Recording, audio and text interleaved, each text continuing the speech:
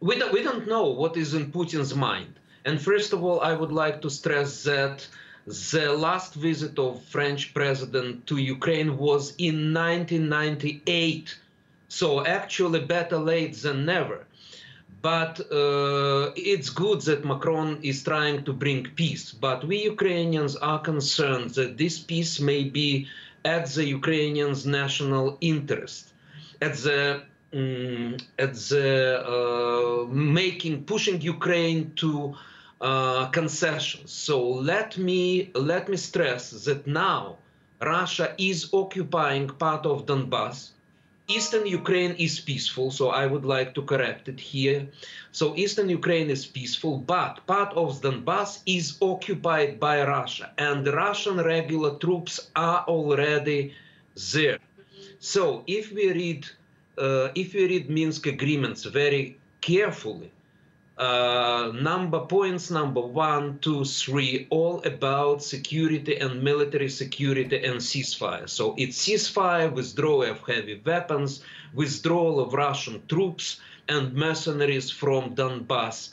And before it is realized, we cannot proceed to further parts of the Minsk agreement. But Putin would like to impose his vision of the peace deal, and this peace vision, so-called peace vision, goes contrary to what is written in Minsk agreements, not accords, because this is not a treaty.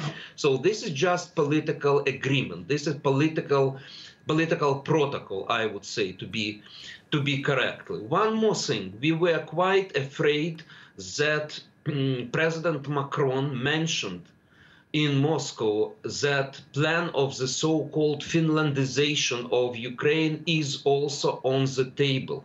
And we are strongly against it, because what Putin did in 2014, Putin attacked neutral and non-bloc Ukraine in violations of all the international agreements which Russia signed. So let me remind that in 1994, Ukraine gave up its nuclear weapons in exchange for territorial guarantees from the US, UK, and Russia.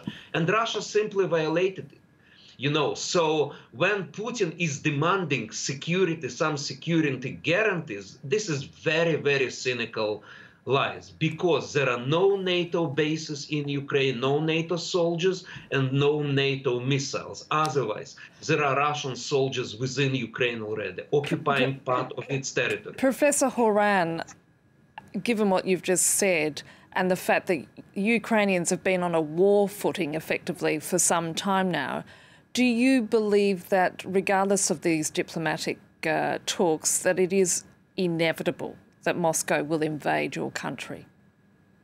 Look, actually, it depends on two things. It depends on the ability of Ukrainian army to defend itself, and we are going to defend ourselves. We are not Afghanistan. We proved that we can defend us in 2014. Secondly, about firm reaction from the West. So finally, after many, many years, we hear that the West would impose, United States would impose personal sanctions against Putin and oligarchs around him. But then comes the question of Nord Stream 2.